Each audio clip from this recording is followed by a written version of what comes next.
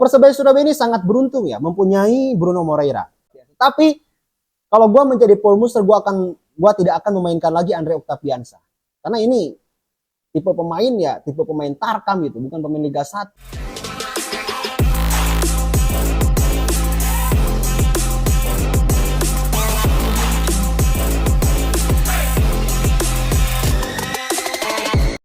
Halo guys, salam sepak bola.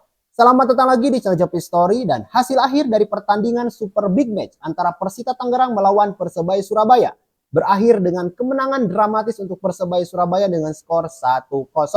Dan seperti biasa gue akan review dan analisa jalannya pertandingan ini, tetapi sebelumnya silahkan like dulu dan juga tekan tombol subscribe dan tulis di kolom komentar jika kalian punya pendapat yang berkaitan dengan topik pembahasan dalam video ini.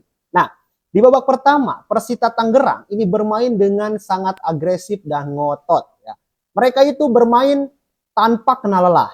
Ya. Dari menit awal mereka langsung menyerang pertahanan dari Persebaya Surabaya. Tetapi masalahnya adalah lini tengah mereka yang diisi oleh Gianzola, lalu juga Bruno dan Shin-Yong ini kalah telak oleh lini tengah dari Persebaya Surabaya yang diisi oleh Muhammad Rashid, Rivera, dan Gilson Costa.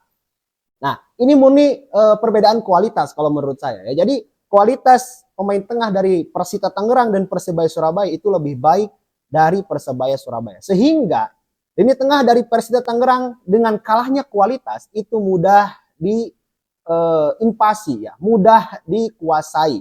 Nah, sehingga ya memaksa Persita Tangerang untuk bermain dengan bola long ball dan sesekali mengandalkan lini sayap yang dibantu oleh wingback dan fullback mereka. Nah, hasilnya adalah ya mereka itu banyak ya melakukan umpan-umpan direct langsung ke lini depan ya, ke striker mereka. Tetapi sayang sekali ya, lini pertahanan dari Persebaya Surabaya itu sangat-sangat begitu kokoh dan kuat. Ya, sehingga ini mereka meskipun banyak menyerang ya, ini tidak mendapatkan apa-apa ya, mereka hanya mendapatkan lelah saja gitu ya. Nah, di balik tampilnya bagusnya ya lini belakang dari Persebaya Surabaya, nampaknya Paul Muster dalam pertandingan ini itu tidak bermain dengan strategi yang sering ia gunakan ya, dalam pertandingan sebelumnya. Yang mana Paul Muster itu lebih dikenal dengan permainan possession ball ya, tetapi di laga melawan Persita Tangerang ini Paul Muster itu lebih bermain secara konservatif. Nah, artinya ya lini belakang adalah fokus utama dari permainan dari Paul Muster. Jadi ketika kuat lini belakang, barisan pertahanan dari Persebaya Surabaya, maka ya hasilnya adalah tidak mudah ditembus oleh pemain-pemain dari Persita Tangerang. Nah, meskipun bermain secara konservatif, tetapi ya sesekali ya Paul Muster dan Persebaya Surabaya ini melakukan counter attack cepat.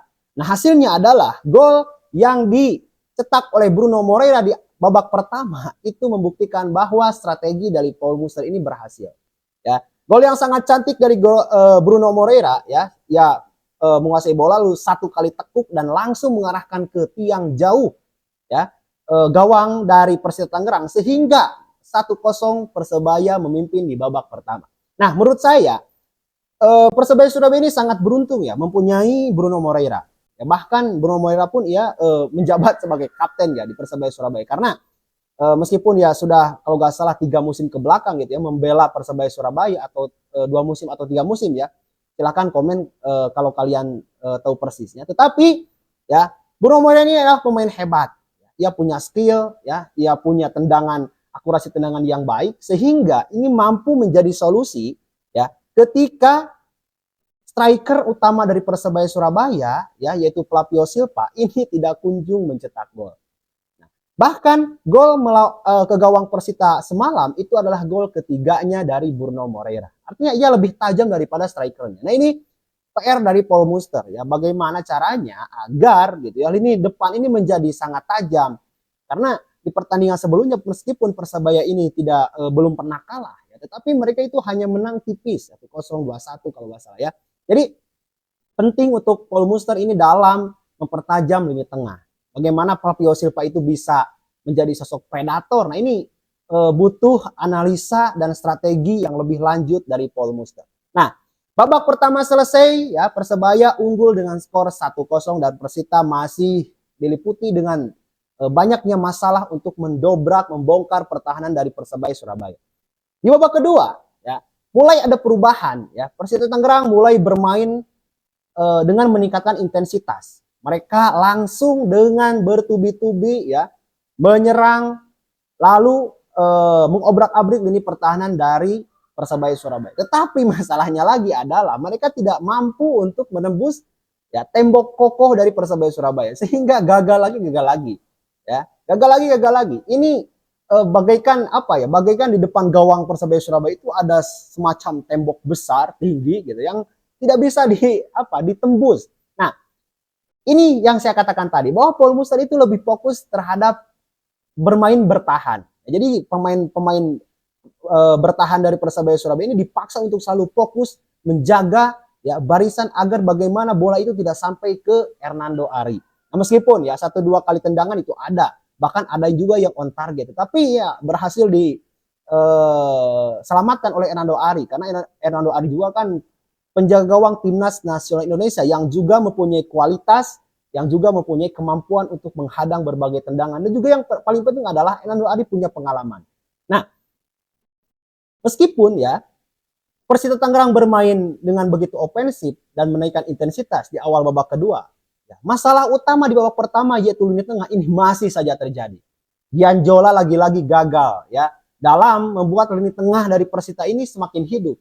Memang berat ya tugas Gianzola, karena Gianzola itu adalah tipe pemain yang menempati posisi 8 atau posisi 10 ya, sehingga posisi-posisi seperti itu adalah posisi pemain asing, sehingga ya kenapa Gianzola sampai saat ini belum ada klub yang memang bisa membuat dirinya sangat diperhitungkan gitu ya, setelah di Persib Bandung, lalu juga di Persela Lamongan ya, di PSIS Semarang, lalu sekarang ke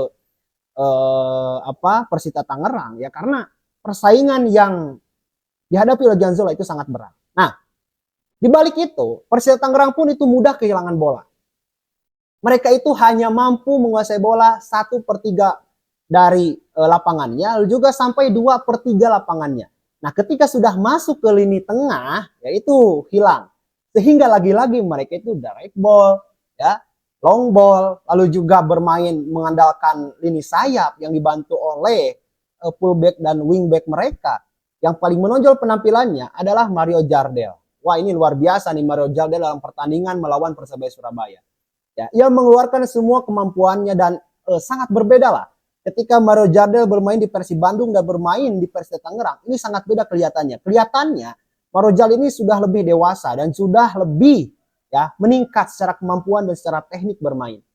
Nah, sehingga ini patut jika memang konsisten seperti ini, kemungkinan Mario Jardel juga akan kembali dipanggil oleh Persib Bandung ya, karena Mario Jardel ini lahir ya di Persib Bandung. Nah, sampai dengan babak kedua selesai, ini gak ada satupun gol yang tercipta. Dan nyaris loh, Persibaya Surabaya menggandakan kedudukan lewat tendangan dari Bruno Moreira. Tetapi masih bisa diantisipasi oleh penjaga gawang dari Persita Tangerang. Secara proses dan secara tendangan itu hampir mirip dengan gol yang pertama. Tetapi kali ini penjaga gawang dari Persita Tangerang nampaknya lebih mengerti ya bagaimana Bruno Moreira ini menendang bola dan akan diarahkan kemana bola tendangannya, sehingga ya mudah ditepis oleh penjaga gawang dari Persita Tangerang.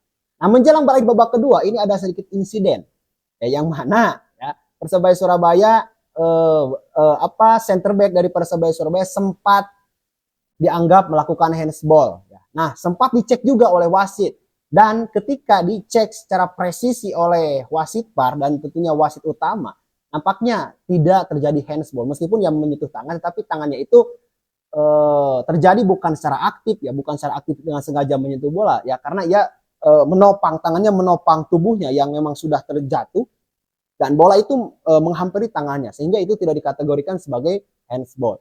Dan gagal ya, satu-satunya kesempatan emas untuk menyamakan kedudukan dari Persita Tangerang itu gagal. Nah, tetapi ada lagi ya insiden, yaitu Andre Octapiansyah ini kena kartu merah. Sangat disayangkan. Ini tidak pantas sebenarnya ya dilakukan oleh pemain kelas Liga 1. Yang mana Andre Octapiansyah dengan sengaja memukul dari belakang pemain dari Persita Tangerang yang sedang berlari. Ya, kemungkinan ini Andre Octapiansyah kesal karena kalah duel ya, kayaknya ya. Nah, terlepas dari apapun alasannya, tindakan Andre Octapiansyah ini tidak bermutu ya, bagaimana ia mempertontonkan sepak bola yang eh, kasar ya, bermaksud ingin mencederai lawan dan sebagainya. Ya gua gak ngerti ya pikiran Andre Octaviansa. Tapi kalau gua menjadi Paul Muster, gua tidak akan memainkan lagi Andre Octaviansa.